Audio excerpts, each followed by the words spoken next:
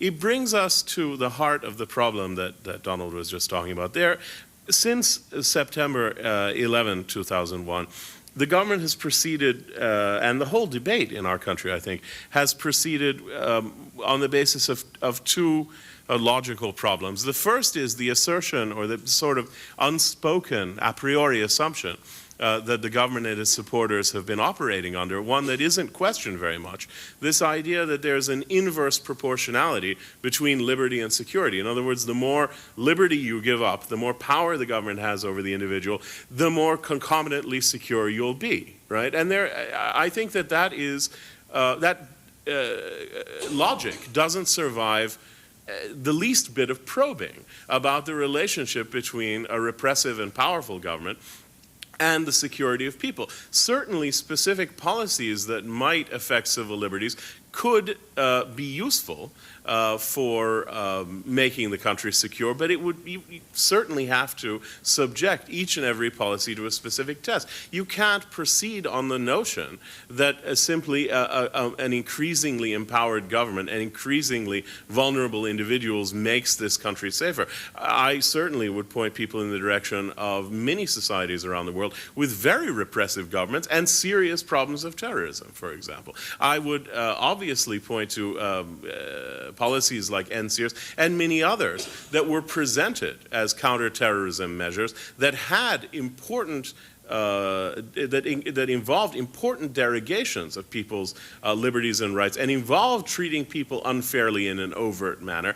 and that didn't produce any successful counterterrorism result. So we have to be very cautious about this idea that giving up rights and liberties makes people safer. The other confusion that the government has been relying on, and that I think has pervaded the debate, and that Donald was essentially talking about, is the notion that that immigration policy and national security policy are somehow synonymous, that they're somehow the same thing.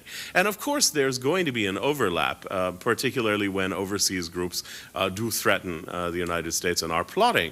But, you know, fundamentally, policies like NCERS and a whole group of other unilateral immigration policy and law enforcement changes that we've seen over the past 3 years instituted by the government have been based on or have involved an absolute confusion about whether the policy you're looking at is primarily a law enforcement mechanism, right, or primarily a counterterrorism mechanism.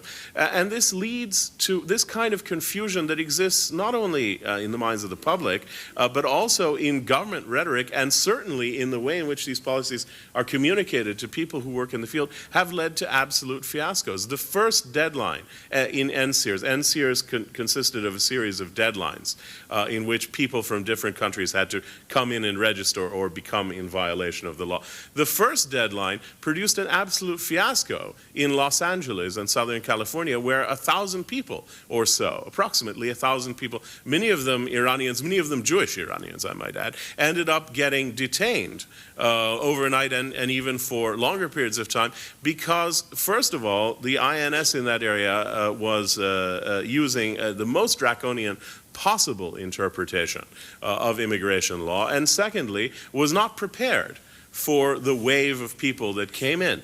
So what you ended up with was a policy that was presented to the public as a counterterrorism policy, but that ended up in practice to be an unbelievably inefficient, incredibly cost ineffective, bizarre kind of immigration policy enforcement mechanism at a ratio of cost to benefit with regard to immigration law enforcement or even criminal law enforcement that would have been absolutely laughed off the table if anyone had said, oh, you know, if we really want to enforce immigration law, here's how we'll do it. We'll force everyone to come in and register, and we'll take. I mean, it would have been ludicrous to propose that, and in fact, that's what happened.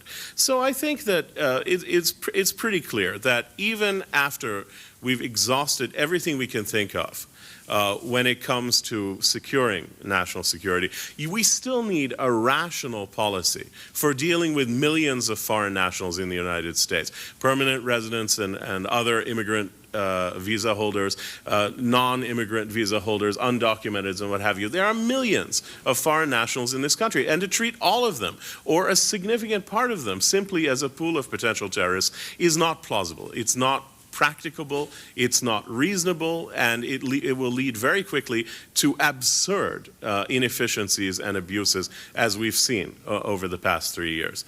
So I think I'll end with that, with one pedantic footnote.